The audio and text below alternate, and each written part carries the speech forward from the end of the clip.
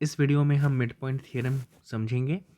Theorem है the line segment joining the mid point of two sides of a triangle is parallel.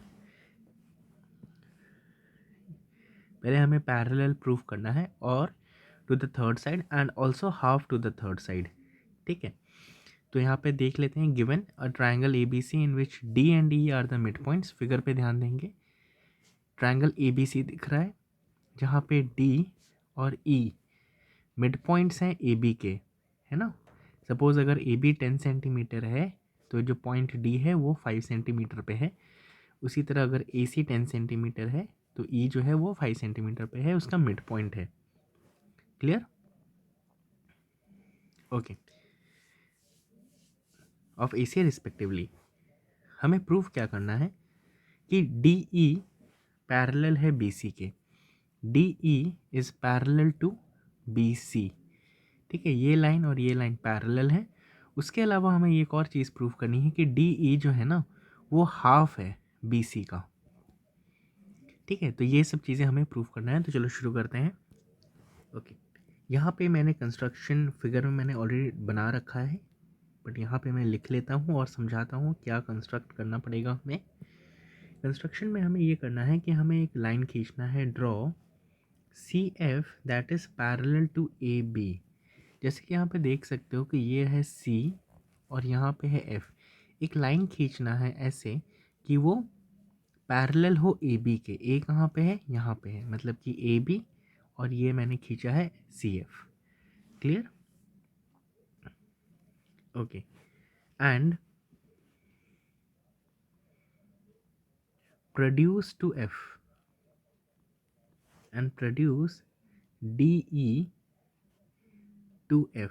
जैसे कि figure में देख सकते हो, ये जो DE लाइन दिख रही है यहाँ पे, DE उसको ऐसा प्रोड्यूस करना है कि वो CF को इंटरसेक्ट करे पॉइंट F पे। क्लियर? ओके, अब हम यहाँ से प्रूफ शुरू करेंगे।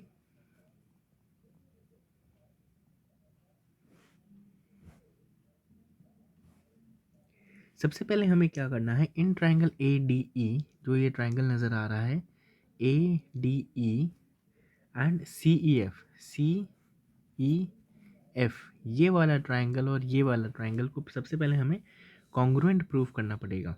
इससे हमें एक रिजल्ट मिलेगा जो कि हमें आने वाले स्टेप्स में हमें हेल्पफुल होने वाला है। इसलिए हम ये पर्टिकुलर दो ट्राइंगल्स को कॉन्ग्रुएंट शो कर रहे हैं। So in triangle A D E and triangle C E F क्या क्या चीज़ें होंगी। यहाँ पे कुछ मैं एंगल्स के नाम लिख लेता हूँ जो हमें ज़रूरत पड़ने वाले हैं। So let this be 1 2 3 and 4। Okay, सबसे पहले अगर हम ध्यान दें तो यहाँ पे angle 1 is equals to angle 2। कैसे है ये? Alternate interior angles, alternate interior angles. Okay, जैसे कि देख सकते हो कि A B is parallel to C F. ठीक है, और ये जो डी एफ है ना, D F is what? A transversal. ठीक है, तो ये वाला एंगल और ये वाला एंगल कैसा होगा? ऑल्टरनेट इंटीरियर एंगल्स होगा। उसी तरह एंगल 3 एंड एंगल 4 पे ध्यान दो तो this is nothing but your vertically opposite angle.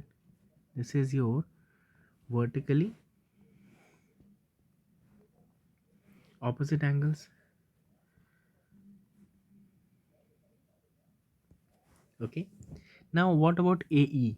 अगर हम इस पे ध्यान दें ए ई, तो दोनों ए ई एंड ई सी ये कैसे होंगे?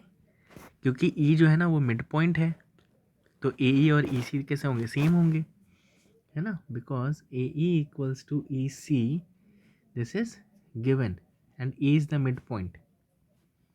ई is the mid point. Clear है?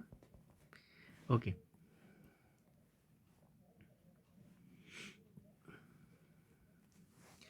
फाइन। तो अगर हम देख सकते हैं यहाँ पे हमारे पास क्या हमें मिला, this is one angle, this is angle and this is side. Okay, so this is angle side. Therefore, triangle ADE is congruent to triangle CEF by angle side criterion. Okay okay, तो इससे हमें CPCT के through हम क्या लेना चाहेंगे? We want AD equals to CF.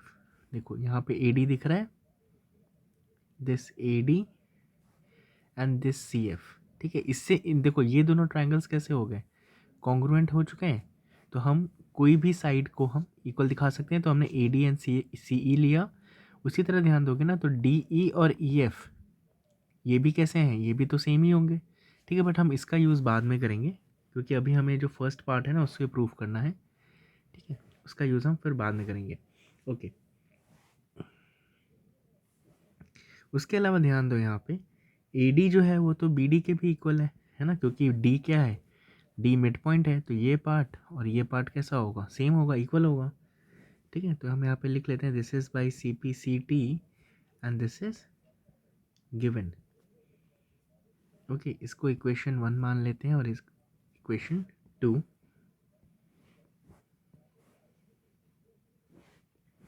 देखो अभी हम क्या क्लेम कर सकते हैं? From 1 and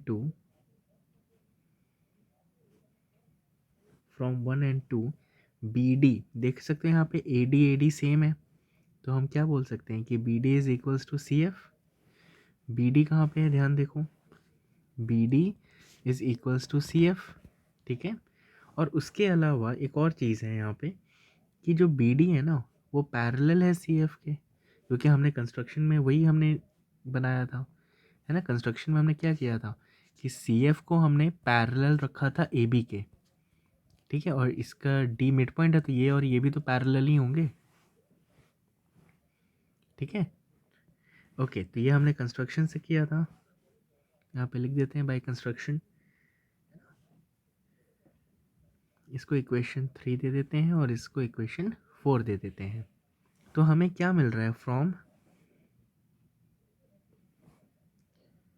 3 and 4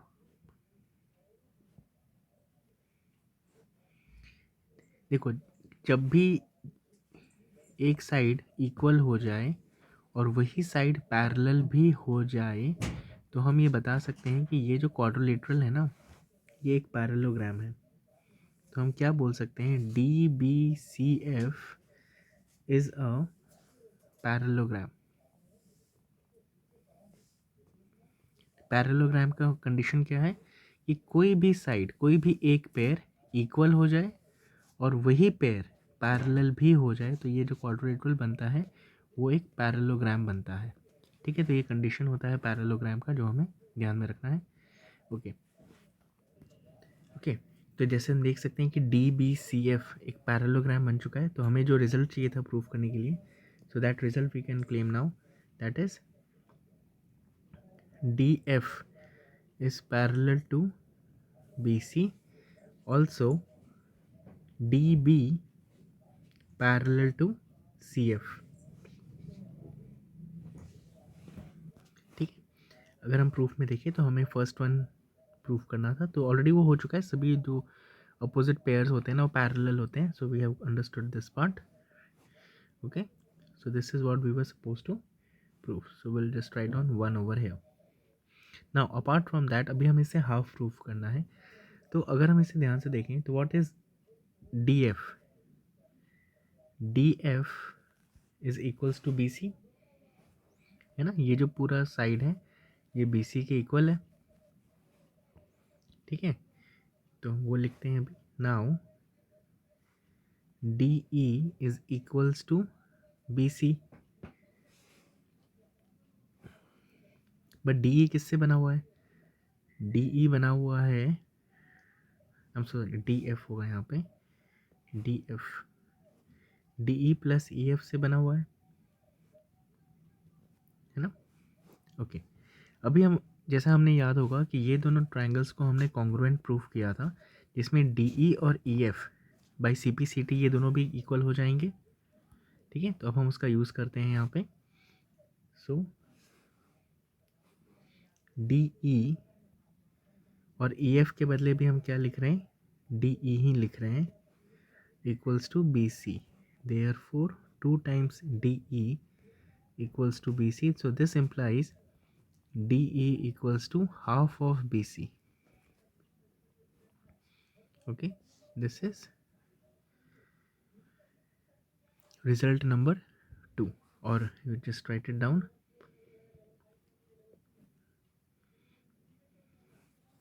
Hence proved over here.